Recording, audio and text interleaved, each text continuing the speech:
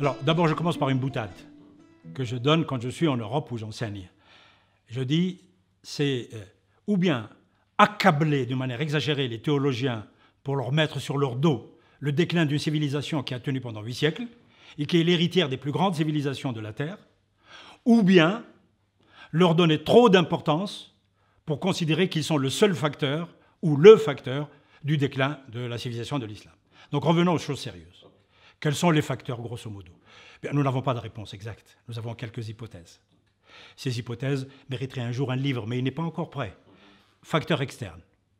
Facteurs externes, immense empire musulman, dominateur sur le plan économique, dominateur sur le plan militaire, et puis qui va devenir dominateur, d'une manière objective, sur le plan scientifique et philosophique.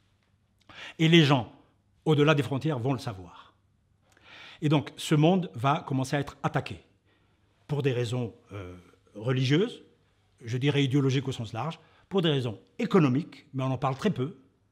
Les conséquences des attaques économiques sont parfois plus importantes que les attaques militaires.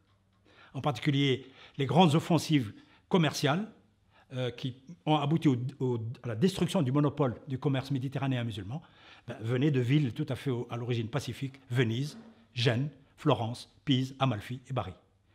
Et ça, c'est un premier facteur. Deuxième facteur externe, c'est l'immensité du territoire. Précisément, cette force du territoire, qui était une vraie force au 9e, 10e, 11e siècle, va devenir un élément de faiblesse.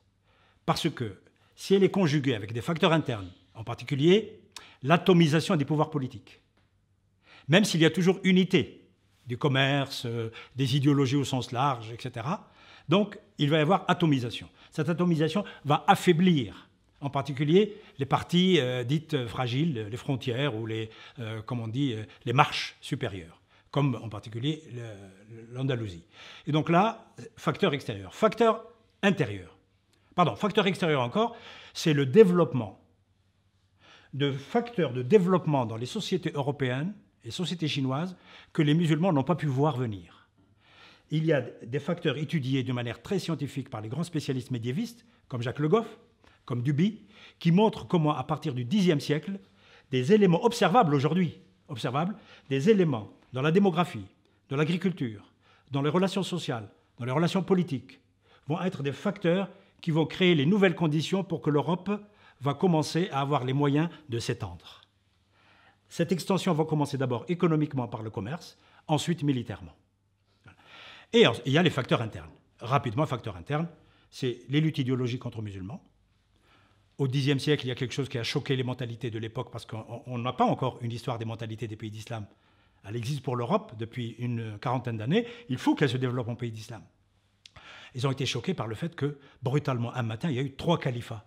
Celui de Cordoue, celui de Mahdiya, puis du Caire, et celui de Bagdad.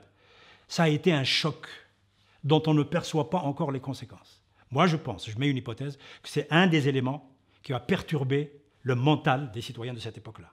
Et le mental est très important. Aujourd'hui, il devient très important dans l'histoire des sociétés. Donc, facteur interne. Facteur de division politique. Il y a eu des armées qui vont se combattre. Pourquoi? Pour le leadership. Leadership politique. Ça ne touchera pas l'unité religieuse. C'est ça qui est intéressant. Ni l'unité commerciale. Ils vont tout faire pour préserver les moteurs de la vitalité de cet empire. Mais il y aura des conséquences lentes. Et puis, il y a les conquêtes à l'intérieur du monde musulman par des pouvoirs extérieurs, en particulier l'Espagne musulmane.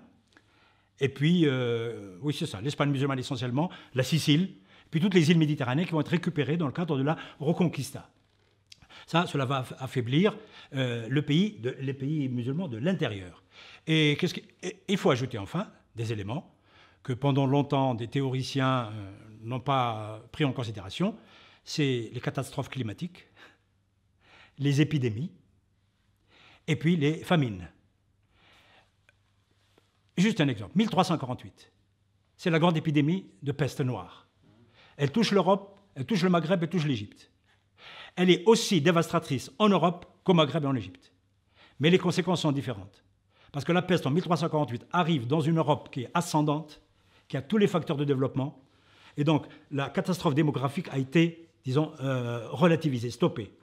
La catastrophe démographique du Maghreb et de l'Égypte va arriver au moment où déjà le Maghreb et l'Égypte étaient exsangues par les luttes, d'abord contre les croisés, de 1099 à 1274, 70, jusqu'à la mort de Saint-Louis, près de Tunis, exsangues par les luttes militaires entre Fatimides, orthodoxes et non orthodoxes, et exsangues par les luttes, la tentative désespérée des pouvoirs maghrébins pour préserver l'Andalous.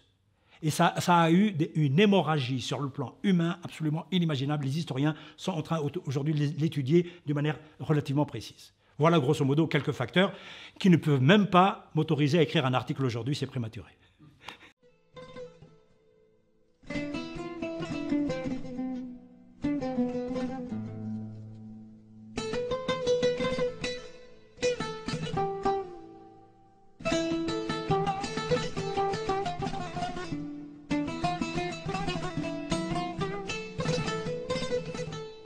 Dieu étant Ar-Rahman, le miséricordieux, peut donner l'existence à de nombreux univers avec des propriétés.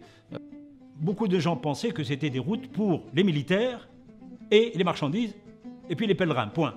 Eh bien non, ce sera aussi la route du savoir, la route des savoir-faire et la route des savoirs savants.